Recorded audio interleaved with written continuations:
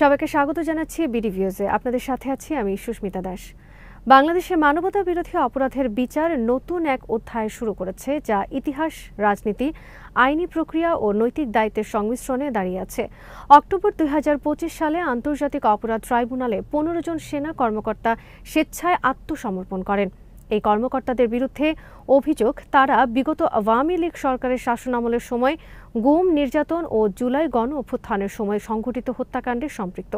যদিও তারা আদালতে হাজির হয়েছেন, তাদের আইনজীবী দাবি করছেন তারা নির্দোষ এবং প্রকৃত অপরাধীরা ভারতে পালিয়ে গেছেন। এই ঘটনায় জনমনে এবং আন্তর্জাতিক পর্যায়ে নানা প্রশ্ন তৈরি হয়েছে, যেমন সেনা কর্মকর্তাদের বিরুদ্ধে অভিযোগ সত্যি কতটা প্রমাণিত, ট্রাইব্যুনালের প্রক্রিয়া কতটা স্বচ্ছ এবং রাষ্ট্রীয় ন্যায় বিচার কতটা নিরপেক্ষ। মানবতা বিরোধী অপরাধের নতুন অধ্যায়ে অভিযুক্ত সেনা কর্মকর্তাদের আত্মসমর্পণ, সাব জেল ও রাষ্ট্রের ন্যায় বিচারে নিয়ে ওয়াহিদ ফারুকীর প্রতিবেদন।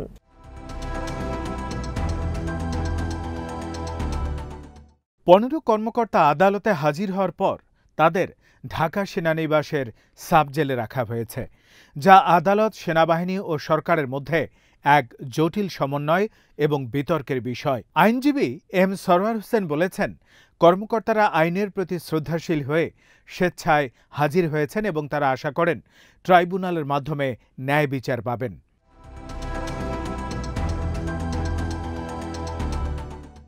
অন্যদিকে প্রসিকিউশন ও চিফ প্রসিকিউটর মোহাম্মদ তাজুল ইসলাম বলেছেন, সেনাবাহিনী সম্পূর্ণ সহযোগিতা করেছে যাতে 15 জন কর্মকর্তাকে ট্রাইব্যুনালে হাজির করা সম্ভব হয়। এই সহযোগিতা রাষ্ট্রীয় ও সামরিক দায়িত্বের মধ্যে একটা সূক্ষ্ম ভারসাম্য সৃষ্টি করেছে, যেখানে আদালত ও সেনাবাহিনীর স্বাধীনতা ও স্বচ্ছতার প্রশ্ন উত্থাপিত হচ্ছে।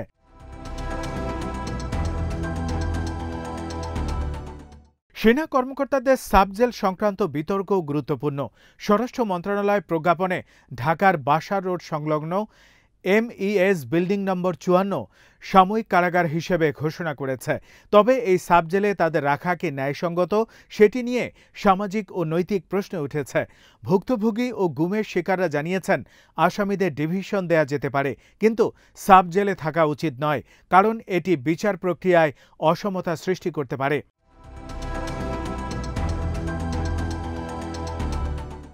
ব্যারিস্টার মীর আহমদ বিন কাশেম আরমান বলেন, সাব জেলের আড়ালে আসামিরা যদি সামরিক কর্মচারীদের সঙ্গে যোগাযোগ রাখে তবে বিচার প্রভাবিত হতে পারে। এটি একটি গুরুতর উদ্বেগের বিষয়, কারণ মানবতা বিরোধী অপরাধের ক্ষেত্রে নিরপেক্ষ ও স্বচ্ছ বিচার নিশ্চিত করা প্রয়োজন। একই সঙ্গে ট্রাইব্যুনালের আইনি ক্ষমতা এবং সেনাবাহিনীর সমর্থনের মধ্যকার ভারসাম্য রক্ষা করা জরুরি। আদালত জানিয়েছে, সাব জেল ব্যবস্থা থাকলেও আসামিদের বিচার প্রক্রিয়ার স্বাধীনতা ক্ষুণ্ণ হবে না, কিন্তু বাস্তবে এটি কতটা কার্যকর হবে তা বিচারিক পর্যবেক্ষণেই নির্ধারিত হবে।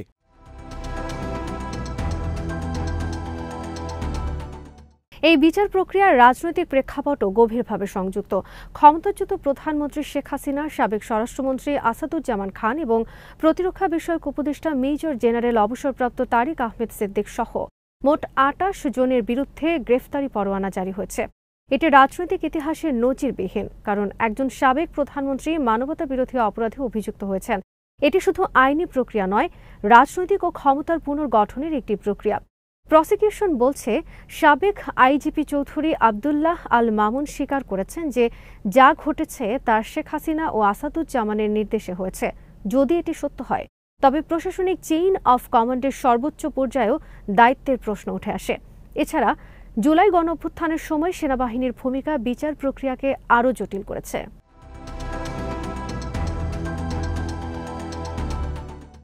সেনাবাহিনীর কিছু অংশ ছাত্র জনতার সঙ্গে দাঁড়িয়েছে, অন্য অংশ সরকারের নির্দেশে কঠোর ব্যবস্থা নিয়েছে।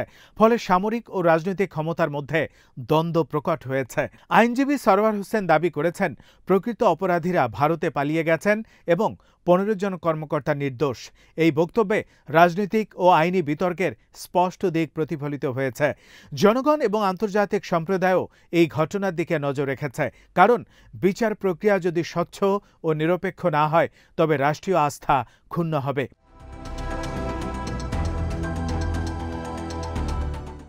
সামাজিক ও নৈতিক প্রেক্ষাপটও গুরুত্বপূর্ণ। গুমের শিকাররা দীর্ঘদিন ধরে বৈষম্যহীন বিচার আশা করছেন। তারা বলছেন, সেনা কর্মকর্তাদেরও সাধারণ জেলে থাকা উচিত এবং ডিভিশন দেয়া যেতে পারে, কিন্তু সাব জেলের সুবিধা তাদের জন্য অন্যায়। ব্রিগেডিয়ার জেনারেল অবসরপ্রাপ্ত আবদুল্লাহিল আমান আজমি ও লেফটেন্যান্ট কর্নেল হাসিনুর রহমান এই মত প্রকাশ করেছেন।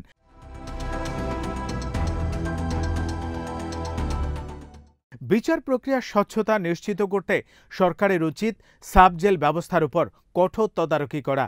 চিফ প্রসিকিউটর মোহাম্মদ তাজুল ইসলাম বলেছেন, সেনাবাহিনী বিচার প্রক্রিয়ায় পূর্ণ সহযোগিতা করেছে। তিনি আরও বলেন, বিচার প্রক্রিয়া রাষ্ট্রের সভ্যতার মাপকাঠি নির্ধারণ করে। সেনাবাহিনী যেমন জুলাই আগস্টে সহযোগিতা করেছে, সেনাবাহিনী যদি সহায়তা না করত তবে 15 জন কর্মকর্তাকে ট্রাইব্যুনালে হাজির করানো সম্ভব হতো না। এটি একটি সুসংগঠিত ও সমন্বিত প্রক্রিয়ার উদাহরণ।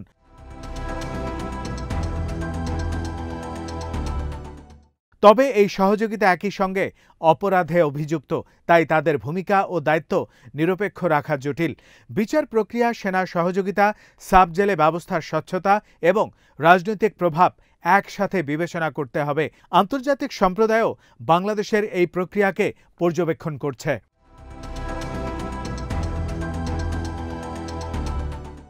যদি বিচার স্বচ্ছ, নিরপেক্ষ ও কার্যকর হয় তবে দেশের মানবাধিকার ইমেজ শক্তিশালী হবে। অন্যদিকে যদি এটি রাজনৈতিক প্রতিশোধে পরিণত হয় তবে তা আস্থা ও ন্যায়ের ক্ষতি করবে। বিচার প্রক্রিয়ার সঠিক বাস্তবায়ন নিশ্চিত করতে সরকার ও আদালতকে সাব জেলের ব্যবস্থাকে নিয়ন্ত্রণে রাখতে হবে। এছাড়া সব আসামিরা একই আইনি মানের অধীনে বিচার প্রক্রিয়ায় অংশগ্রহণ করবে তা নিশ্চিত করতে হবে। এই ঘটনা বাংলাদেশের জন্য এক নৈতিক ও আইনি পরীক্ষা। বিচার প্রক্রিয়া শুধু অতীতের অপরাধের জন্য নয়, বর্তমান রাষ্ট্রীয় কাঠামো, সেনাবাহিনী ও রাজনৈতিক নেতৃত্বের নৈতিকতারও মানদণ্ড নির্ধারণ করে।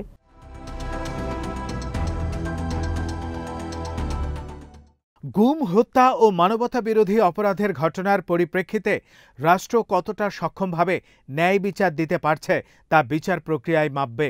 আসামিদের বিরুদ্ধে অভিযোগ, আত্মসমর্পণ, সাব জেল ব্যবস্থার বিতর্ক, সেনাবাহিনীর সহযোগিতা, রাজনৈতিক প্রভাব এবং ভুক্তভোগীদের নিরাপত্তা সব মিলিয়ে একটি জটিল এবং সংবেদনশীল পরিস্থিতি তৈরি করেছে।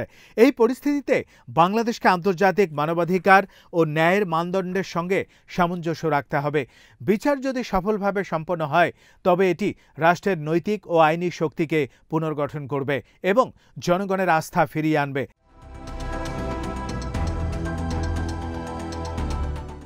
অন্যথায় এটি রাষ্ট্রীয় আস্থা ও ন্যায় বিচারে সংকট সৃষ্টি করবে। মানবতা বিরোধী অপরাধের এই অধ্যায় কেবল একটি বিচার নয়, এটি রাষ্ট্রীয় নৈতিকতার, সেনাবাহিনীর দায়িত্ব এবং জনগণের নেতৃত্বের নৈতিক প্রমাণের পরীক্ষা। এটি দেখাবে বাংলাদেশ কতটা সমান, স্বচ্ছ ও কার্যকরভাবে আইন প্রয়োগ করতে সক্ষম।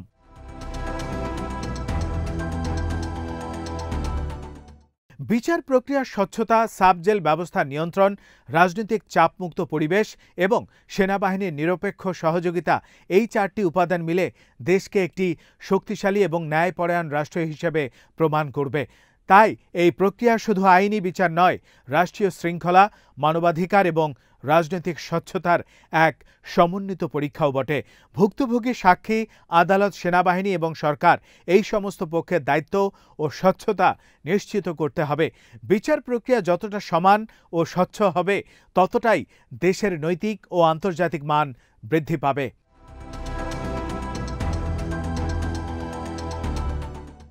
বাংলাদেশ এখন একটি গুরুত্বপূর্ণ ক্রান্তিকালে দাঁড়িয়ে, যেখানে ন্যায় বিচারের সঠিক বাস্তবায়ন তার ইতিহাস, সামরিক ও রাজনৈতিক কাঠামো এবং আন্তর্জাতিক অবস্থান নির্ধারণ করবে।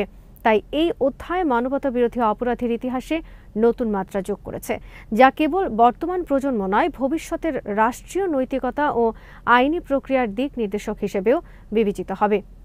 আজ এখানেই শেষ করছি। সবাই ভালো থাকুন, সুস্থ থাকুন আর দেখতে থাকুন বিডি ভিউজ। ভালো লাগলে চ্যানেলটি সাবস্ক্রাইব করুন।